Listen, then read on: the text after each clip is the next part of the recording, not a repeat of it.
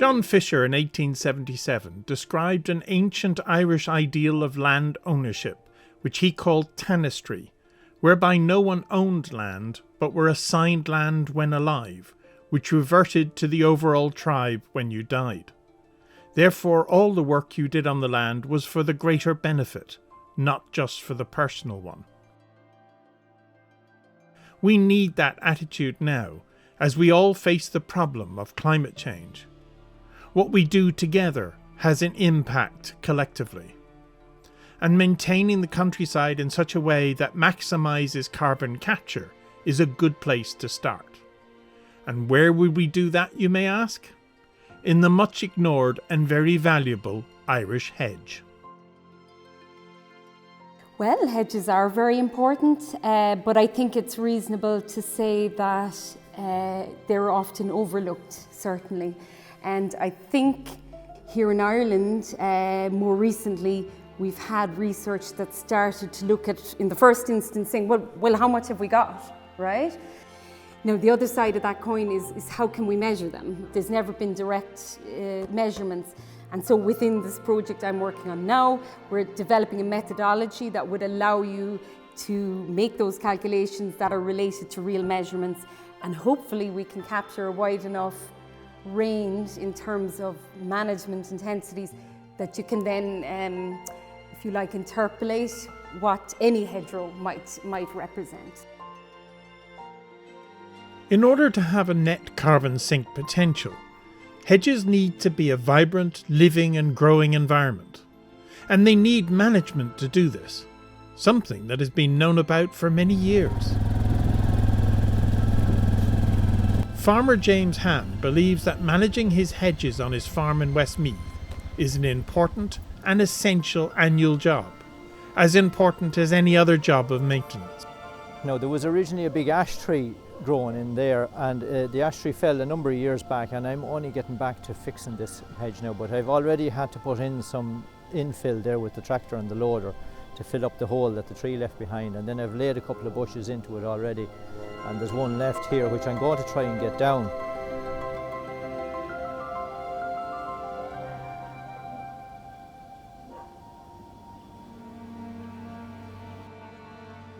If it is desirable to make hedges impenetrable to pigs and other stocks, the plants are plashed while they are young. Plashing consists in bending the main shoots over diagonally and wiring them into position so that they will grow there. Each plant thus bends down over the following one. The traditional way of maintaining hedges long ago was by hedge laying, or taking the stem, partially cutting it and laying it over to form at a 15 or 20% angle usually to form a barrier, and by doing that it thickened up the hedge, partly because of the laid stems which maintained the barrier in the coming year after it was initially cut, but also because you used the ability of the plant to produce new shoots. And from this laid stem here you can see where several stems grew up from the cut. So where it was cut and laid over, and this was cut off as a stump, then new shoots came up and formed these new stems here. So there's 1, 2, 3, 4, 5, 6 off that one. And that obviously improves the structure of the hedge, but it also keeps it young, because if we were to leave that hedge growing indefinitely without touching it, obviously it ages and then eventually it becomes senescent and it'll die out.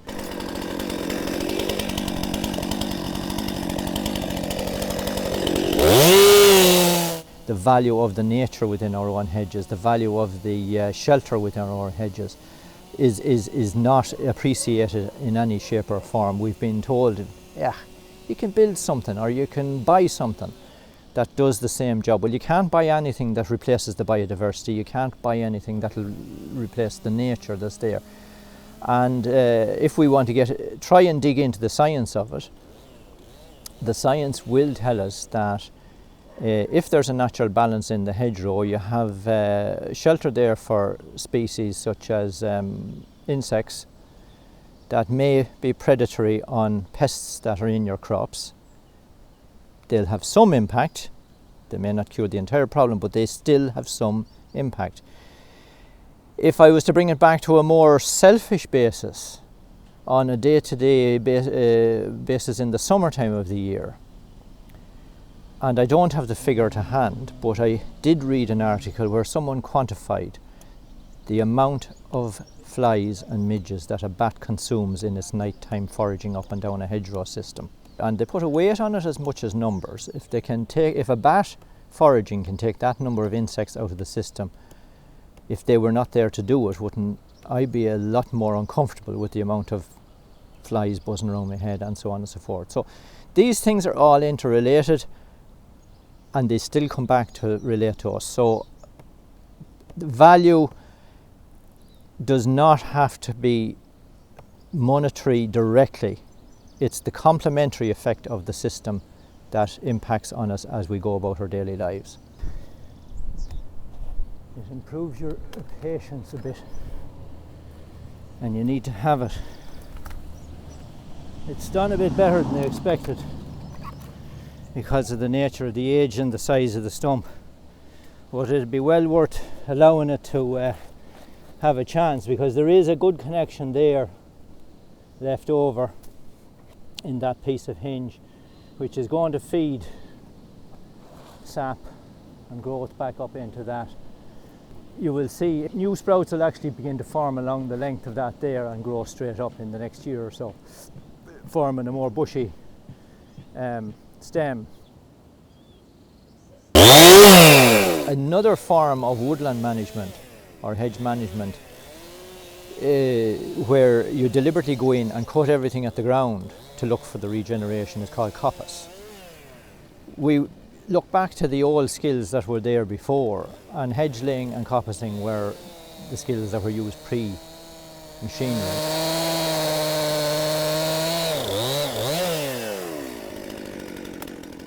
I cannot help thinking that it is an awful pity that there are not many more types of farmcraft competitions to keep alive the art of doing things right. Competitions tend to keep alive the know-how of these various jobs.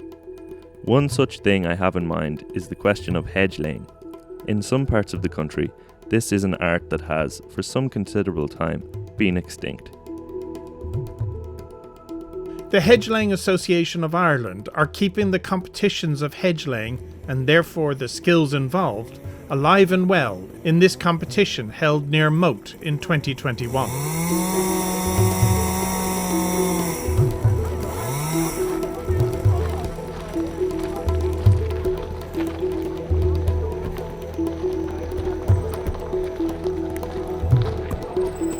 Everything that used to live in our woods, because our woods have gone, pretty much everything is finding refuge in our hedgerows. We are very fortunate in this country that we have more of our field boundaries and hedgerows left than in many parts of Europe. But they do need to be maintained, they do need to be looked after. That's actually, if you think about from the carbon perspective, where you're not actually really taking out, you're simply cutting back and allowing it to regrow. That's a really, really excellent mechanism for keeping carbon in the hedgerow and for allowing more of it. So, but I would say that, you know, I work quite a lot with farming groups and so forth. I've met some people, of course, with those skills, but do I think they're mainstream? No. Are there ways we can improve or promote ideas of best management practices? Yes.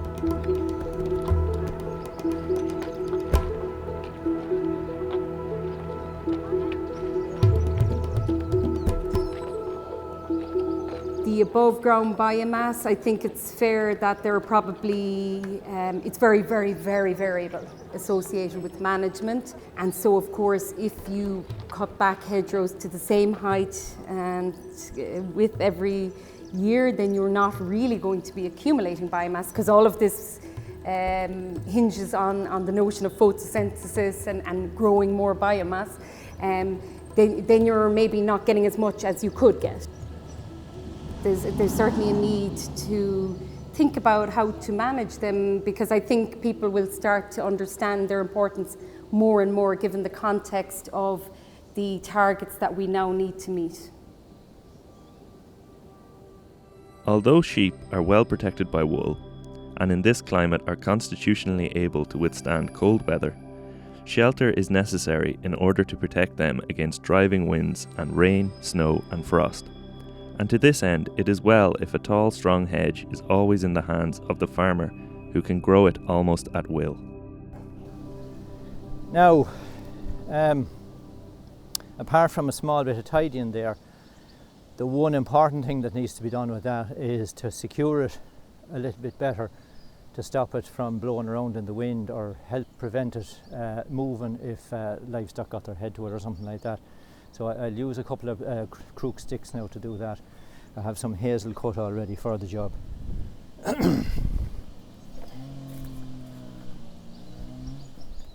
I have a mallet that I made myself out of a piece of vellum and an ash handle, which we can use for driving this down.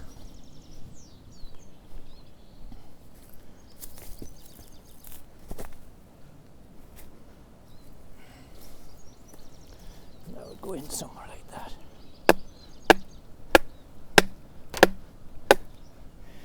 That clay is a bit too loose, but anyway.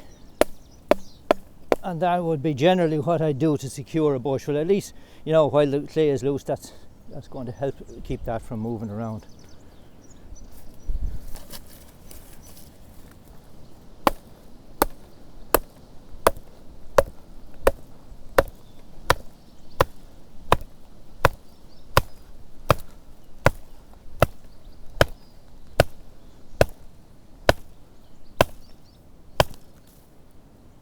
I'll be happy enough with that there. It's not going to wiggle around too much, and there's a nice little bit of a slope up because the sap needs to go up rather than down. I think perhaps reasonably emphasis for a long time in agriculture has been focused on the production aspects, and sometimes some of the benefits that were traditionally extolled on aspects like hedgerows perhaps have been lost somewhat over time, and there will, I expect, be more urgency to promote managements that will better guarantee or better support the delivery of ecosystems in a more sustainable way. So if hedges are going to be seen as adding to our ability to take carbon from the atmosphere, then management of them seems to be a vital part of battling climate change in the countryside. Thinking more cooperatively and maybe taking the odd lesson from history might also be necessary if we want to leave a viable future world for our children. If you buy a farm, I presume you would expect to feel a lot more ownership because you've expended money on it. But in my case, I was lucky to inherit a farm. And I do know at times when I was fighting the banks that I was always thinking, this is my farm and I own it. But hand in hand with that, for a long number of years now, I've also felt that it's important for anyone who's lucky enough to have that land to conserve it and conserve the nature on it, and maybe leave it a little bit more suitable for biodiversity and nature for the years to come. And if that makes me a conservator, well then I am. So.